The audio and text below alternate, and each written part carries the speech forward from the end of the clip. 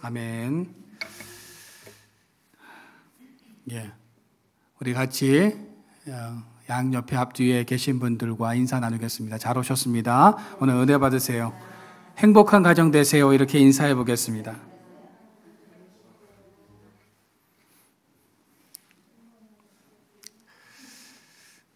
몇 해 전 행복연구소라는 기관에서 행복한 가정을 만드는 7가지 방법을 소개한 적이 있습니다. 그 내용을 여러분들에게 잠깐 소개를 해드릴까 합니다. 화면을 좀 띄워주세요. 첫 번째는요, 반갑게 인사하기입니다. 요즘 가정은 인사가 사라졌다고 하죠. 인사가 아니라 아는 척을 안 하는 경우들도 많다고 합니다. 밖에 나갔다가 돌아왔을 때 반겨주는 사람은 없고 반려견이나 반려묘가 반갑게 반겨준다고 하죠. 그래서 애완견, 애완묘를 키우는 것 같습니다. 행복연구소에서는 진심 어린 인사를 할 때 가정의 변화를 느낄 수 있을 것이라고 말을 합니다. 예를 들면 참 고생 많았어. 오늘도 애들 보느라 수고했어. 오늘도 공부하느라 참 수고하고 애썼어.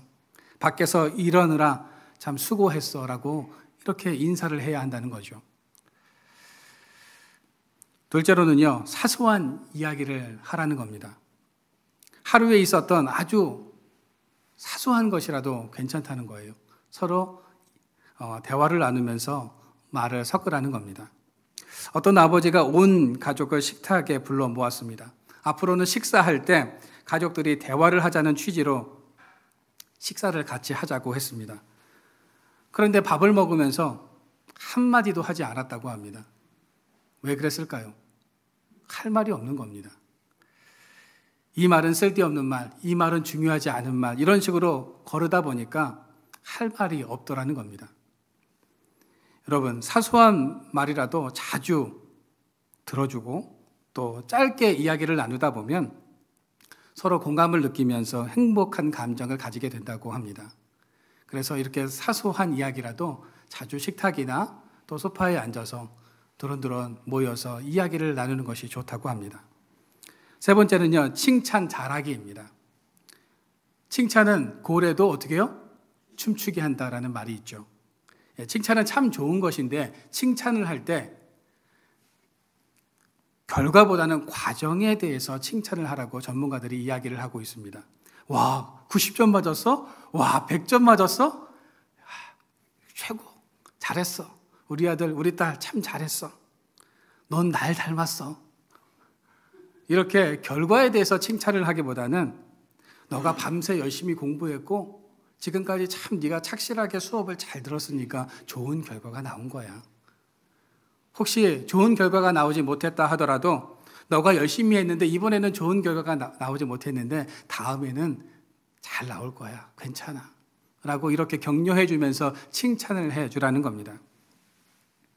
이런 결과적인 것들을 칭찬하는 것이 아니라 과정을 칭찬해 줄 때 훨씬 더 아이들이 행복한 그런 감정을 느낄 수 있다는 거죠.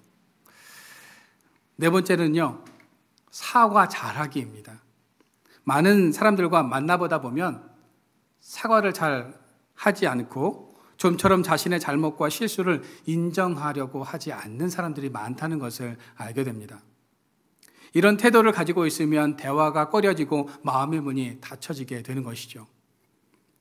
사과를 할 때 미안해, 미안, 이렇게 하는 것이 아니라 나는 이렇게 생각했는데 너는 이렇게 생각했구나. 그렇게까지는 나는 생각해 보지 못했는데 그래 미안해 라고 말할 때 납득이 되어지고 마음의 문이 열려진다는 겁니다. 그냥 미안해 라고만 하면 진정성이 느껴지지 않는다고 하죠. 다섯 번째는 포기 잘하기입니다. 사람은 누구나 장점과 단점이 있죠. 단점에 대해서는 포기하라는 겁니다. 여러분, 잔소리 한다고 해서 사람이 바뀌어집니까? 아이들은 이야기를 하면 변화가 됩니다. 행동이 교정이 되고 바뀌어지죠. 그런데 어른들은 어떻습니까? 단점을 이야기하고 잘못된 것을 이야기하면 고칠 것 같지만 절대로 변하지 않는다는 겁니다. 심지어는 그 사람을 변화시키는 것보다 내가 죽는 것이 빠르다는 말이 있습니다. 절대로 안 변하니까요. 내가 죽는 게 빠르다는 그런 말이 있는 것처럼 사람은 절대로 변하지 않는다는 거죠. 그래서 사람의 단점을 바꾸려고 하지 말고 그냥 인정해 주라는 겁니다. 이해하고 넘어가라는 거죠. 그래야 가정이 평안할 수 있다는 것입니다. 6번째로, 다른 사람의 잘못을 지적할 때는 짧게 논리적으로 하라는 겁니다. 아무리 옳은 말이라도 자주 하면서 잔소리처럼 하면 어떻게 해요? 감정이 상하고 듣기 싫다는 겁니다. 다투게 된다는 거죠. 그럴 때는 감정을 빼고 논리적으로 짧게 빠르게 말하는 것이 중요하다고 말을 하고 있습니다. 7번째는요, 서로 간의 역할을 정해보라는 겁니다. 가정 안에서 해야 할 일들을 역할 분담하라는 거죠. 제가 아는 목사님 중에는 자녀가 9명이 있는 분이 계신데요. 그분은 생각할 때마다 얼마나 힘들까? 나는 애 하나 키우는 것도 이렇게 힘든데 9명을 어떻게 키울까라는 그런 생각들을 자주 하게 됩니다. 그래서 어느 날은 그 집에 제가 한번 놀러를 갔습니다. 그런데 깜짝 놀랐습니다. 맏딸의 지휘하에 아이들이요, 일사불란하게 집안일들을 돕고 있었습니다. 목사님과 사모님은요, 집안일을 할 필요가 없어요. 아이들이 자신에게 맡겨진 그 역할 분담을 너무나 잘 감당하고 있었습니다.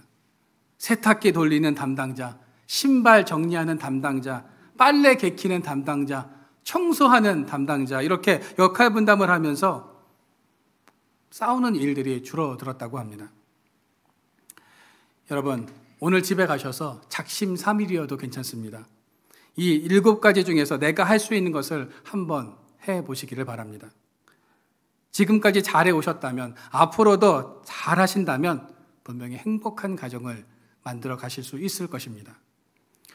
오늘 성경 본문 말씀에 보시면 의롭고 행복한 한 가정을 오늘 본문은 소개하고 있습니다. 성경에 보면 하나님께 인정받을 뿐만 아니라 아름다운 믿음 생활을 잘했던 여러 부부와 가정이 나옵니다.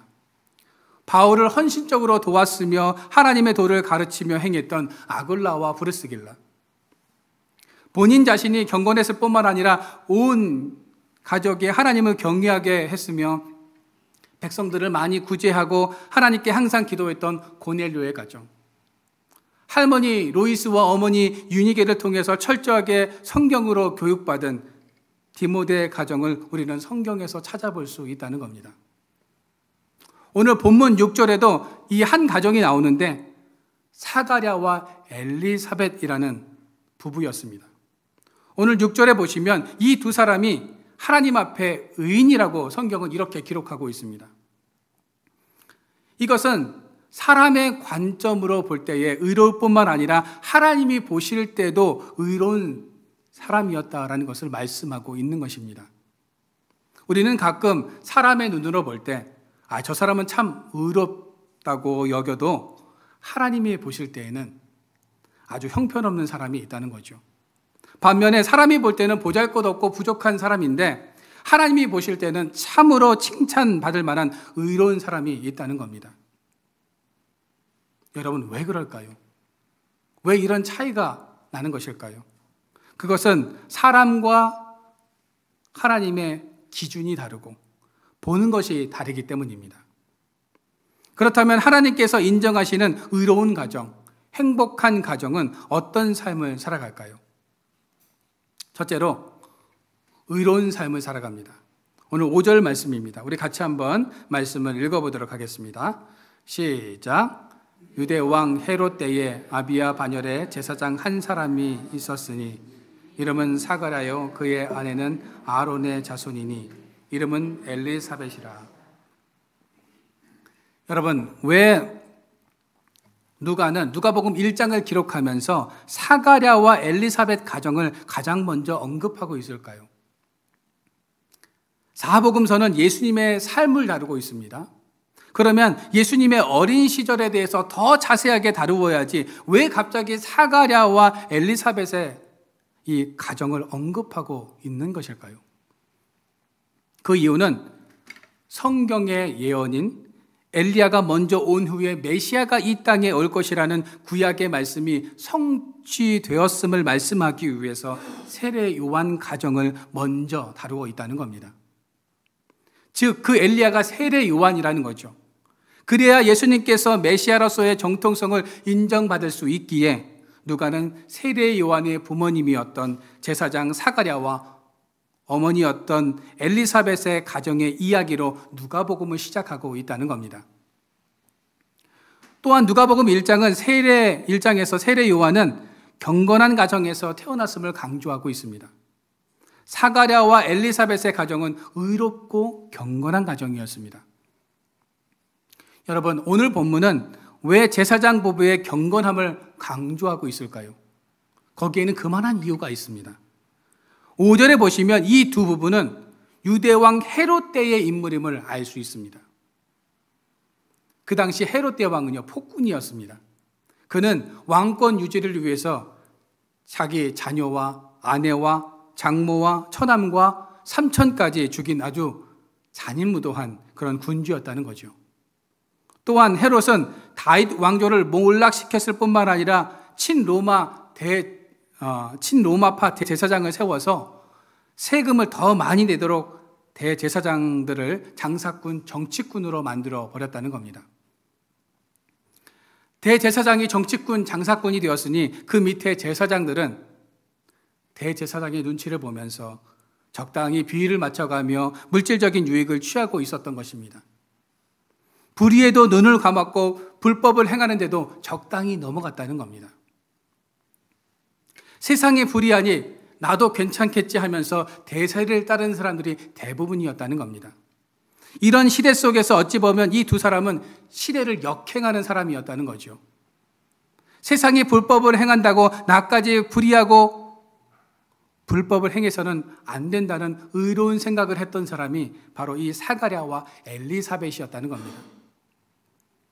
여러분, 제가 사진 한 장을 여러분들에게 보여드리겠습니다.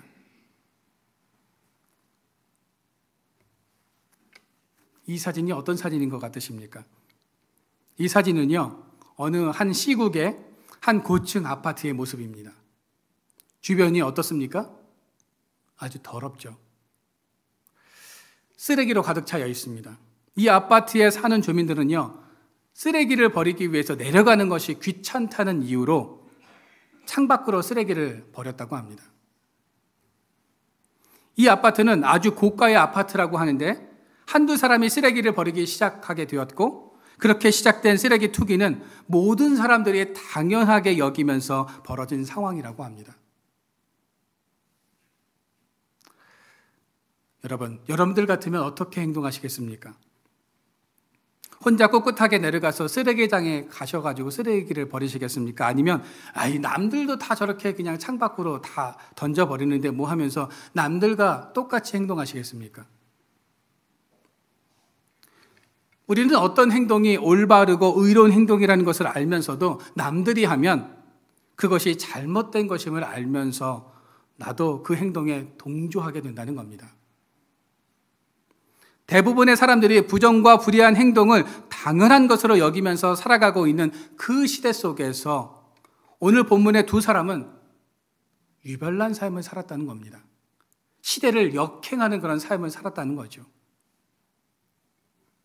오늘 본문은 암흑의 시대 속에서도 하나님의 말씀에 순종하며 경건을 유지하려고 몸부림쳤던 사람이 사가랴요 엘리사벳이었음을 강조하고 있는 것입니다. 에녹이 암흑의 시대 속에서 하나님과 동행했고 노아 시대의 노아가 의인이었던 것처럼 우상을 섬기는 시대 속에서 바알에게 무릎 꿇지 않은 7,000명을 준비하셨던 엘리야 시대처럼 사가랴 엘리사벳은 헤롯 시대 속에서 의인의 삶을 살아내기 위해서 노력했던 경건한 사람이었다는 겁니다. 여러분들의 가정은 지금 어떠십니까? 적당히 세상의 흐름을 따라서 때로는 불의와 불법에 눈 감고 좋은 게 좋은 거라고 하면서 물에 술 탄 듯한 삶의 자세로 오늘을 살아가고 있는 것은 아닙니까?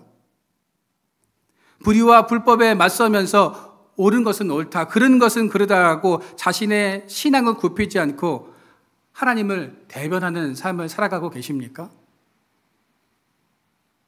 여러분, 우리가 사는 이 시대에서 우리가 늘 간구해야 하는 것은 분별력입니다. 무조건 세상에 역행할 수도 없고 그렇다고 세상에 순응할 수도 없는 존재가 바로 우리 그리스도인이라는 겁니다. 그래서 우리 신앙인들에게는 분별력과 지혜가 필요하다는 거죠. 여러분, 우리 먼저든 신앙인들이 우리 자녀들에게 분별력 있고 의로운 삶의 모습을 보여줄 필요가 있다는 겁니다. 무분별한 시대 속에 살아가고 있는 우리 자녀들에게 무엇이 하나님의 뜻이고 무엇이 세상을 따라가는 것인가를 우리 할아버지, 할머니, 이 부모 세대가 그 의로운 모습을 보여줄 때 우리 자녀 세대들의 믿음이 올바로 설 수 있게 되는 것입니다. 어미 꽃게가 옆으로 걸어가면서 자녀들에게 아무리 똑바로 걸으라고 해도 아기 꽃게들이 옆으로 걷듯이 우리가 자녀들에게 바른 인성과 바른 신앙관을 보여주지 못한다면 우리 자녀 세대들에게도 우리 자녀 세대들도 우리와 동일한 삶을 살아갈 수밖에 없다는 거죠. 여러분, 바라기는 지금이라도 믿음의 성도들이 자녀들과 그 손자, 손녀들에게 경건하면서도 신앙의 바른 모범된 모습을 보이는 삶을 통해서 이 땅에서 하나님의 의로움을 드러내는 저와 여러분들의 삶이 되어지기를 주님의 이름으로 축원드립니다. 두 번째로 흠이 없는 삶을 살아갑니다. 6절입니다. 우리 같이 한번 말씀을 읽어보도록 하겠습니다.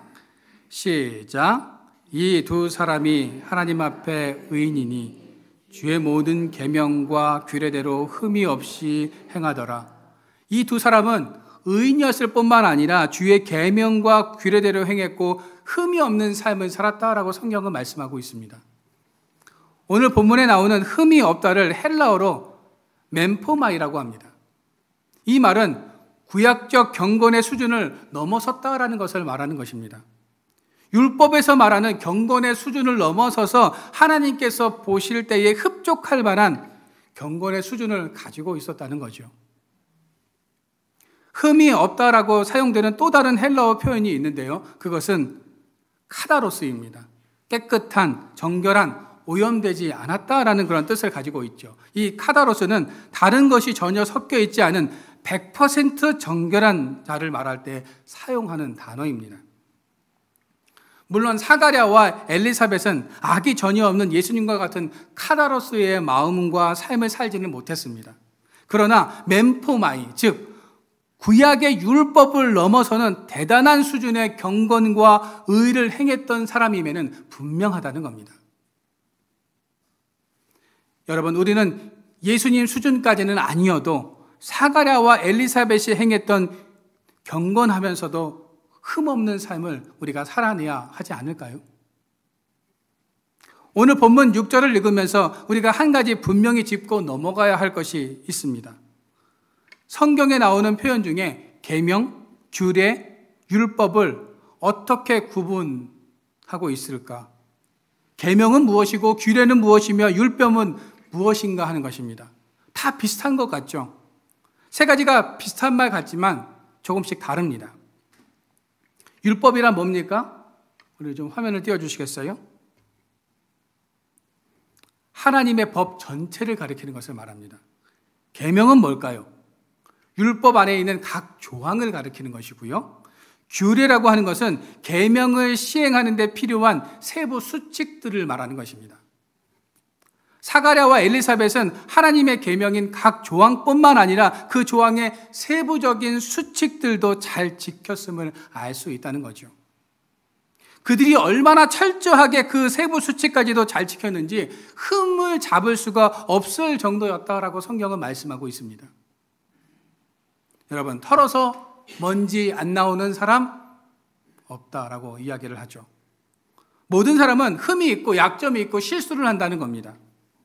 그런데 이 두 사람은요, 어떻습니까? 흠을 찾아낼 수가 없었다는 거죠. 성경에 흠을 잡을 수 없는 사람이 또 한 명 등장하는데 그가 누구입니까? 다니엘입니다. 다니엘서 6장 4절과 5절 말씀을 우리가 같이 한번 읽어보도록 하겠습니다. 시작. 이에 총리들과 고관들이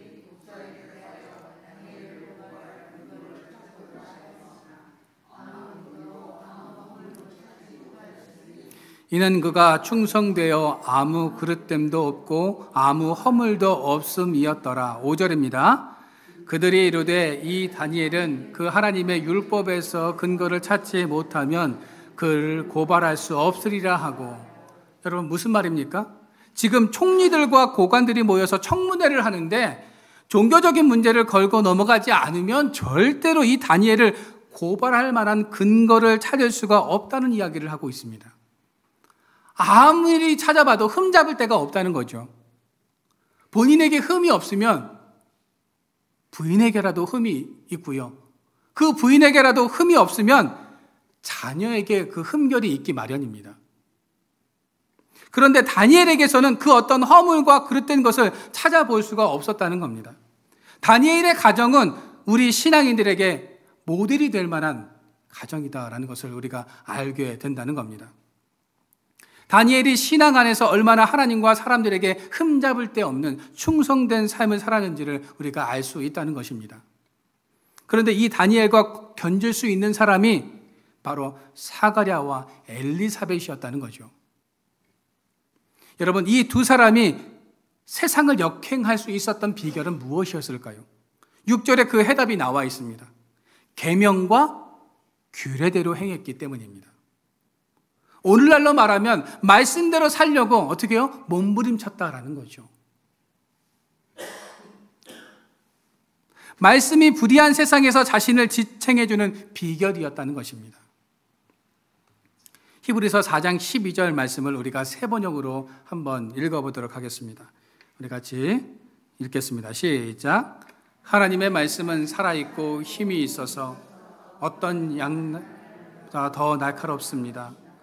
그래서 사람들 속을 꿰뚫어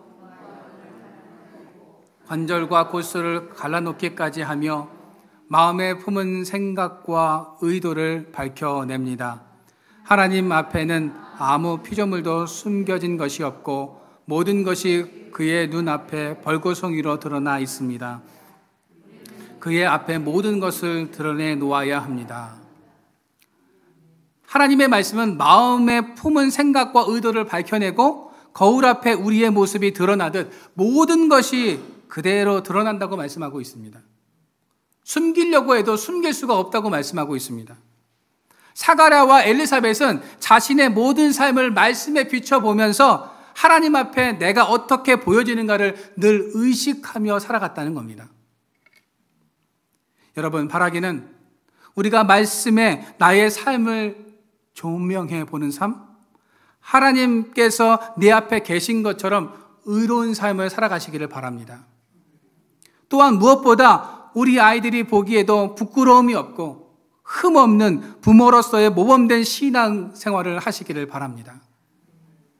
자녀들에게 신앙의 부끄러움을 남겨주는 인생들이 아니라 내가 하나님의 말씀대로 살다 보니 하나님께서 이렇게 나를 축복해 주셨고 행복의 인생으로 인도하셨다라고 고백하며 조언해 줄 수 있는 그런 인생들이 되시기를 주님의 이름으로 축원드립니다. 마지막 세 번째로 인생의 고난 앞에서도 기도하는 삶을 살아갔습니다. 7절입니다. 7절과 13절 말씀을 우리 같이 한번 읽어보도록 하겠습니다. 시작. 엘리사벳이 잉태를 못함으로 그들에게 자식이 없고 두 사람의 나이가 많더라. 13절입니다. 시작. 천사가 그에게 이르되 무서워하지 말라. 너의 간구함이 들린지라. 내 아내 엘리사벳이 내게 아들을 낳아주리니 그 이름을 요한이라 하라. 여러분, 7절에 보시면 사가랴와 엘리사벳은 아이를 가지기를 원했지만 그 부부는 자녀가 없었습니다. 원어에 보면 아이를 낳을 수 없는 상태였음을 분명히 말씀하고 있습니다. 불임이었다는 거죠. 그럼에도 불구하고 그들은 자녀를 달라고 포기하지 않고 마음의 소원을 가지고 기도했습니다. 그러던 어느 날 천사가 사가랴에게 찾아왔습니다. 그리고 사가랴는 그 기도의 내용이 이루어질 것이라는 응답을 받게 됩니다. 13절에 들린지라라는 이 단어는요, 하나님께서 그 기도를 주의 깊게 들으셨다라는 그런 의미로 사용되어지고 있습니다.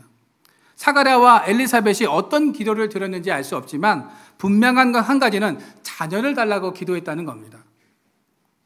그들은 나이가 많았지만 하나님께 포기하지 않고 기도했고 그 기도를 하나님께서 주의 깊게 들으시고 응답해 주셨다는 거죠. 우리는 오늘 본문을 통해서 기도의 원리 한 가지를 깨닫게 됩니다. 포기하지 않고 주실 때까지 끈질기게 어떻게 해요? 기도해야 한다는 겁니다. 우리가 끈질기게 기도하면 하나님께서 우리의 기도를 주의 깊게 들으신다고 성경은 말씀하고 있는 것입니다. 우리가 오늘 누가복음 1장을 통해서 알 수 있는 또 한 가지는 기도하는 사람은 하나님께서 돌보시고 위로해 주신다는 것입니다. 오늘 25절, 우리가 읽지는 않았지만 25절 말씀을 같이 한번 읽어보겠습니다. 시작. 주께서 나를 돌보시는 날에 사람들 앞에서 내 부끄러움을 없게 하시려고 이렇게 행하심이라 하더라. 엘리사벳은 아들을 못 낳을 때 내가 너무 부끄러웠다라고 이렇게 말씀하고 있는데요. 그런데 하나님이 자기를 돌보셔서 아들을 주시니 자기는 이제 부끄러움이 없다라고 말을 합니다. 하나님은 기도하는 사람의 부끄러움을 자랑으로 바꾸시는 분이심을 믿으시기를 바랍니다. 여러분, 오늘은 어린이 주일입니다. 이 어린이 주일에 우리가 하나님께 간구해야 하는 것은 내 자녀가 세상과 교회와 우리 가정에 부끄러움이 아니라 세상과 교회와 우리 가정의 자랑거리가 되는 인생이 되게 해달라고 날마다 부르짖고 기도해야 한다는 겁니다. 또한 믿음 안에서 자녀들을 잘 양육하고 하나님과 자녀들 앞에서 부끄러움 없고 흠 없는 당당한 믿음의 본을 보이는 삶을 살아야 한다는 것입니다. 바라기는 어지러운 세상 속에서도 경건한 삶을 통해 하나님 앞에서 기쁨이 되고 사람들 앞에 선한 영향력을 끼치며 그 믿음의 유산과 올바른 신앙관을 자녀들에게도 남기는 저와 여러분들의 삶이 되어지기를 주님의 이름으로 축원드립니다.